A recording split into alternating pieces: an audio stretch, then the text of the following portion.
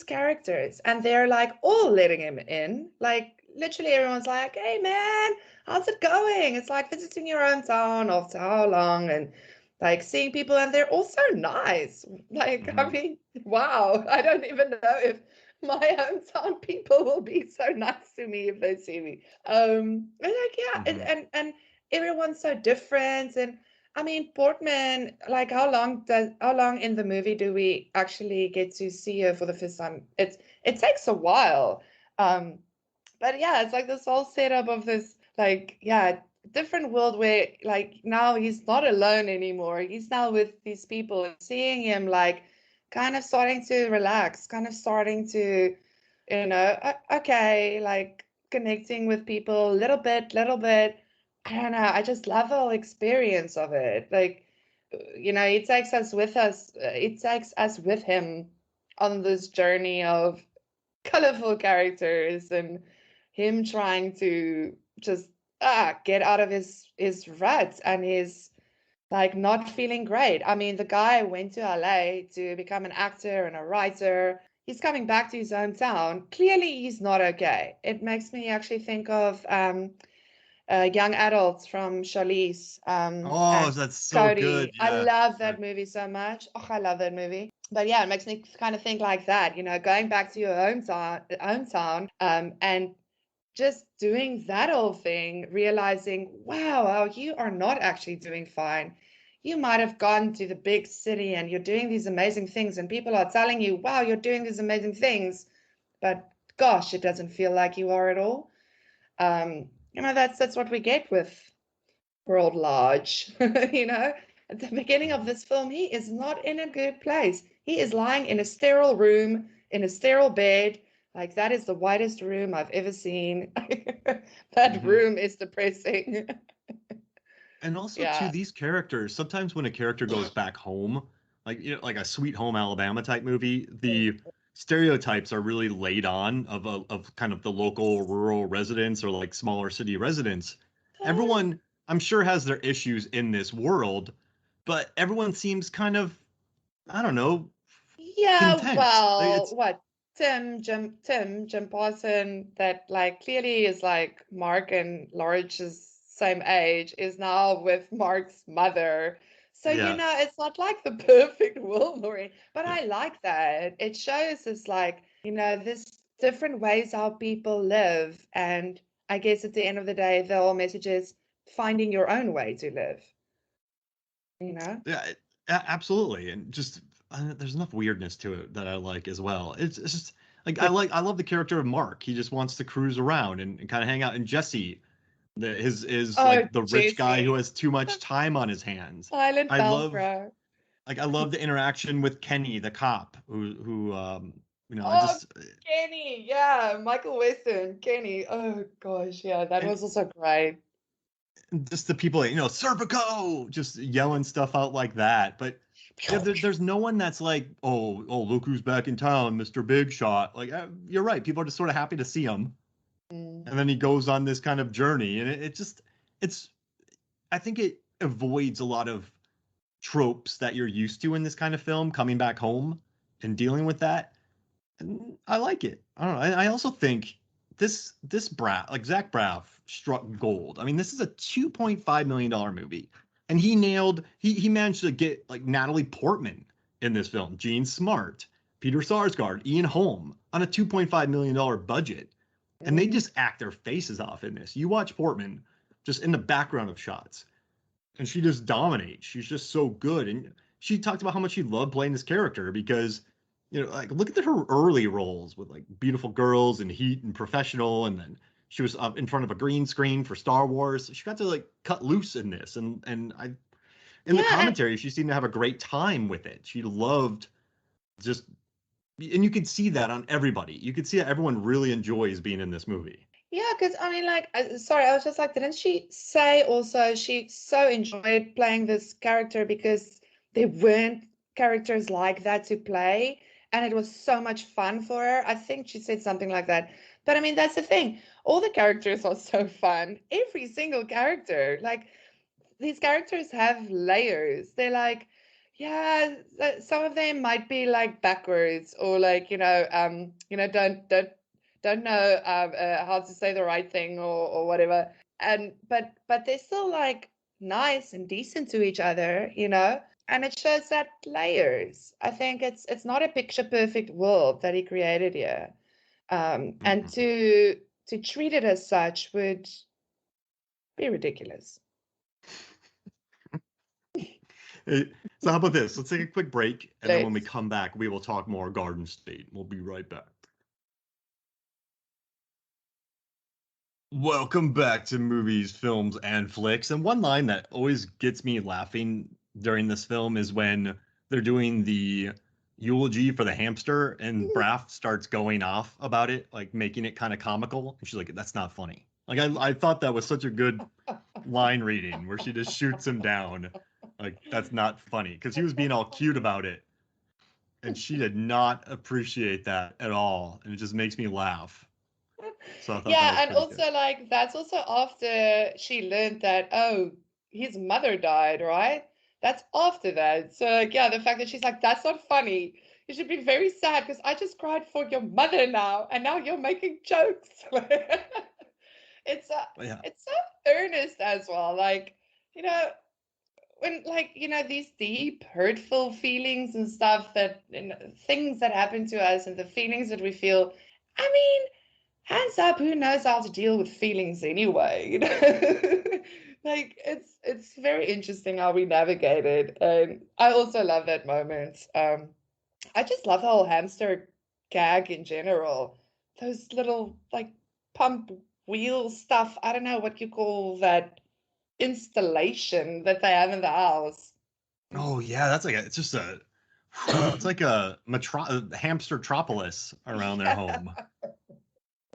It's an interesting production design touch, that's for sure. And I like that burial scene too, where Braff told the DP Michael Wilkinson, he's like, "I want this to be my Terrence Malick shot," and the DP's like, it's like he shoots that during magic hour and it's noon right now, and Braff just goes, "Yeah, just figure it out." So he had to sort of frame it and shoot it like a Terrence Malick esque scene at noon with the sun blaring overhead, not at magic hour. So I thought that was kind of a fun anecdote about that movie, just sort of watching. And then Mm. that the World War II motorcycle that he found with the sidecar, which you don't ride in because you're the bitch if you ride in it, which is a fun touch.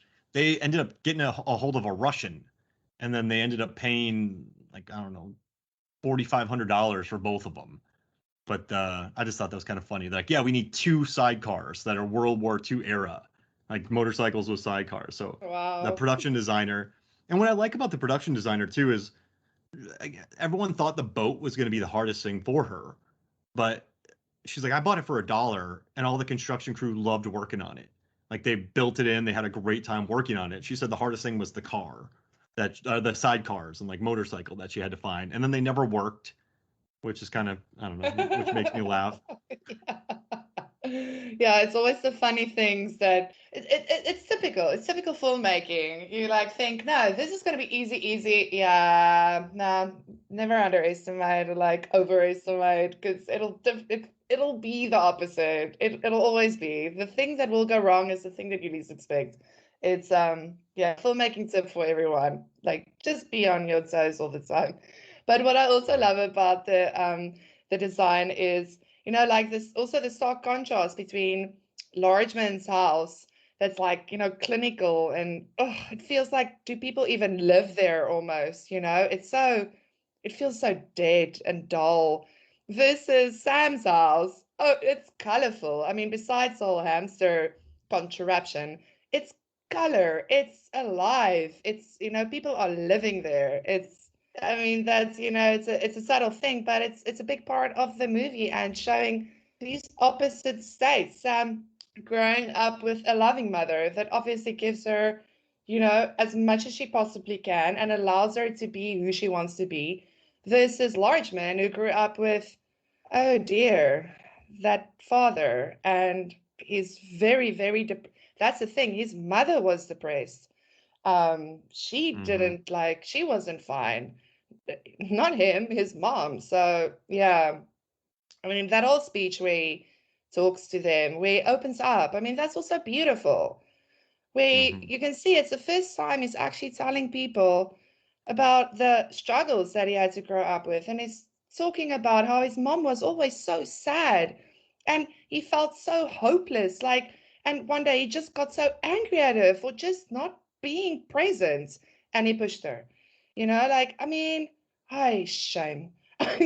You so feel for him because you can see him as a little kid with this mom that is, and the dad obviously not helping.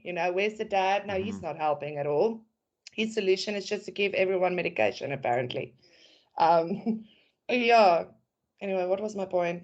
I don't But Well, all yeah, right. So like you just the started different on, homes, the different yeah. homes that they grew up with, again, that opposites and how because she was lucky enough to come from, we don't know where her dad is. They never talk about that, but that's also okay. Because mom was there and mom gave her opportunities and mom gave her the space for Sam to be who she wants to be. So Sam can help others to like, hey, you can like, look, let's do something unique. Do something that scares you. Try Yeah, it. something no one else has ever done in the Live a world. little. And I mean the color contrast too. I mean they did some good work in post where you have the sterile world and then they get in the other things which are just more warm and rich and just Yeah. the two different kind. I mean Zach Braff and his crew, they understood the psychology of shots in this Yep. movie. I mean there's some really good framing. There's good color grading. I mean they know how to get you feeling just with a sterile environment. So I don't know. Totally. Once again, this is a good movie. This is, and it Yeah, also has a man. 7.4 on Yep. IMDb Yep. with like hundreds of thousands of ratings. So as much as we talk about some of the articles out there bagging on this movie, this is still a film that is 7.4 right now on IMDb. This is a movie that is in the 80s on Rotten Tomatoes with the good audience scores. So I guess it must be like a vocal minority out there making fun of this movie. Critics. Who, yeah, critics. But it's kind of crazy. Critics like this movie. It has a positive score. So maybe, I don't know, That is true.